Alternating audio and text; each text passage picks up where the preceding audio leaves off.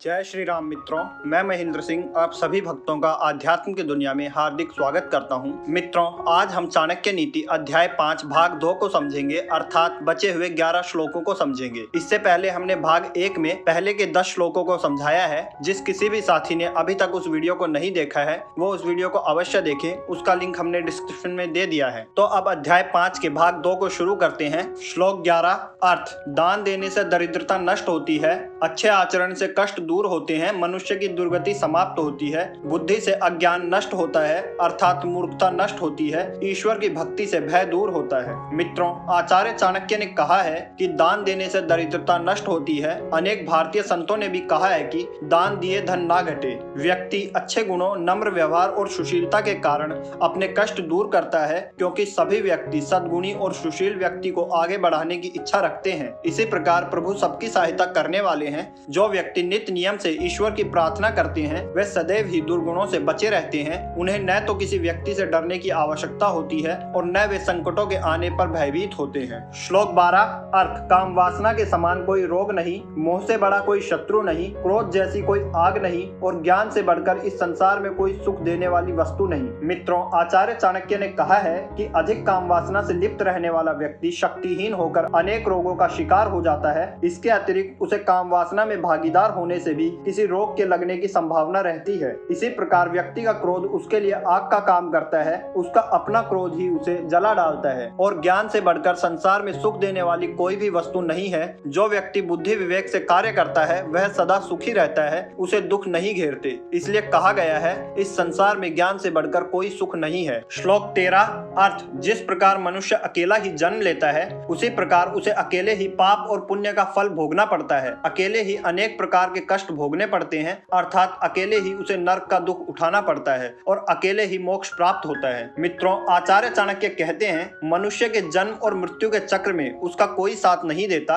वह जब जन्म लेता है तब भी वह अकेला होता है और जब उसकी मृत्यु होती है तब भी वह अकेला ही होता है। अर्थात मनुष्य को बार बार जन्म लेने और मरने के चक्र में अकेले ही भागीदारी करनी होती है। आचार्य चाणक्य ने मनुष्य के अकेले ही नरक में जाने की बात कही है।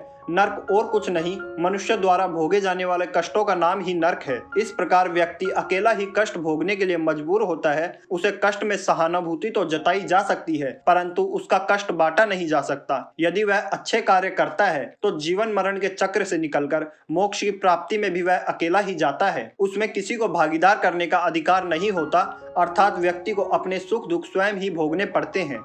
श्लोक 14 अर्थ, जिसे ब्रह्म ज्ञान है उसके लिए स्वर्ग तिनके के समान अर्थात तुच्छ है। शूरवीर के लिए जीवन तिनके के समान होता है। जितेंद्रिय अर्थात संयमी व्यक्ति के लिए स्त्री तिनके के समान होती है और इच्छा रहित निर्लोभी मनुष्यों के लिए संसार ही तिनके के समान है। मित्रों, आचार्य चाणक्य ने कहा है कि जिस आदमी को ब्रह्म ज्ञान है उसके लिए स्वर्ग का कोई महत्व नहीं, क्योंकि वह जानता है कि स्वर्ग के सुख भी क्षणिक होते हैं, इसलिए वह उनमें नहीं फंसता। इसी प्रकार शूरवीर व्यक्ति जीवन की बलि देने से नहीं डरता। उसके लिए अपना जीवन एक तिनके के समान है। उसे अपने जीवन में किसी से भय नहीं होता। जिस व्यक्ति ने इंद्रियों को अपने वश में किया है उसे नारी वश में नहीं कर सकती, क्योंकि जितेंद्रिय व्यक्ति के लिए नारी तिनके के समान होती है, अर्थात संयमी व्यक्ति नारी देह के प्रलोभन में नहीं पड़ता। इसी प्रकार इच्छा रहित और निर्लोभी व्यक्ति के लिए सारा संसार तिनके के समान होता है, क्योंकि उसे किसी वस्तु में आसक्ति नहीं हो सकती। उसके लिए सारा जगत मिथ्या है। श्लोक 15 अर्थ, विदेश में विद्या ही मनुष्य की सच्ची मित्र होती है। घर में अच्छे स्वभाव और गुण स्वरूपता पत्नी ही मनुष्य की सबसे अच्छी मित्र होती है। दवाई रोगी व्यक्ति की मित्र है और जो मनुष्य मर चुका है उसका धर्म कर्म ही उसका मित्र होता है। मित्रों, आचार्य चाणक्य ने विद्वान व्यक्ति के संबंध में कहा है कि वह जहाँ भी जाता है उसका सम्मान होता है। इसलिए कहा गया है कि विदेश में विद्या ही मनुष्य का सबसे बड़ा मित्र होती है और घर में सती साध्वी पत्नी ही मनुष्य की सबसे बड़ी मित्र मानी जाती है, क्योंकि पतिव्रता पत्नी के कारण ही पति और परिवार का मान सम्मान बढ़ता है। इसी प्रकार रोगी व्यक्ति यदि दवा नहीं खाता तो उसका रोग कैसे ठीक होगा। इसलिए रोगी के लिए दवाई ही उसका सबसे सच्चा मित्र मानी गई है और जो व्यक्ति मर चुका है उसका सबसे बड़ा मित्र उसका धर्म और कर्म ही होता है। श्लोक 16 अर्थ, समुद्र में बारिश होना, भोजन से तृप्त हुए मनुष्य को फिर से भोजन कराना, धनी को दान देना और दिन में बत्ती जलाना आदि बातें व्यर्थ होती हैं। श्लोक 17 अर्थ, बादल के जल जैसा दूसरा कोई जल शुद्ध नहीं होता।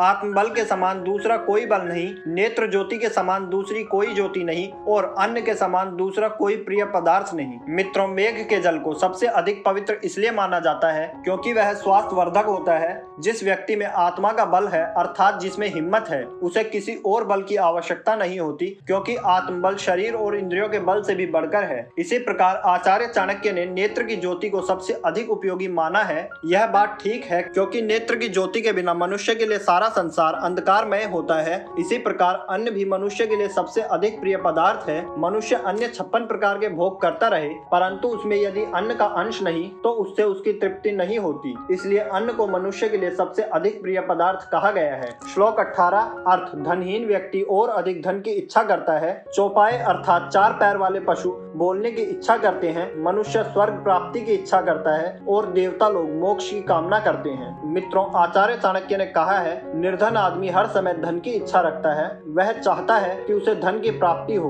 परंतु उसे यह नहीं पता कि धन की प्राप्ति के लिए लगातार श्रम करना पड़ता है। पशु वाणी चाहते हैं अर्थात वे चाहते हैं कि उनमें भी मनुष्य के समान बात करने की शक्ति हो। मनुष्य चाहता है कि उसे स्वर्ग मिले और देवता अथवा विद्वान व्यक्ति इस जीवन से मुक्त होने की कामना करता है। इसलिए वह जीवन में ऐसे कार्य करता है जिससे जीवन मरण के बंधन से मुक्त होकर उसे मोक्ष की प्राप्ति होती है। श्लोक 19 अर्थ सत्य के कारण पृथ्वी स्थिर है। सूर्य भी सत्य के बल से ही प्रकाश देता है। सत्य से ही वायु बहती है। इस प्रकार सब कुछ सत्य में ही स्थिर है। मित्रों, आचार्य चाणक्य कहते हैं, सत्य का आधार ब्रह्म है। पृथ्वी अथवा यह संसार सत्य के कारण ही टिका हुआ है अर्थात पृथ्वी की स्थिरता उन श्रेष्ठ पुत्रों के सत्याचरण के कारण ही है और इसी सत्य और ब्रह्म के हिसाब से सूर्य का प्रकाश सारे संसार में फैलता है और सत्य अथवा प्रभु की शक्ति से ही संसार में वायु का संचार है। इस प्रकार सभी कुछ इस सत्य अथवा ब्रह्म में स्थिर है। श्लोक 20 अर्थ इस चराचर जगत में लक्ष्मी अर्थात धन चलायमान है अर्थात लक्ष्मी स्थिर नहीं रहती, नष्ट हो जाती है। प्राण भी नाशवान है, जीवन और यौवन भी नष्ट होने वाले हैं। इस चराचर संसार में धर्म ही स्थिर है। मित्रों, आचार्य चाणक्य कहते हैं, धन संपत्ति मनुष्य के पास सदा नहीं रहती,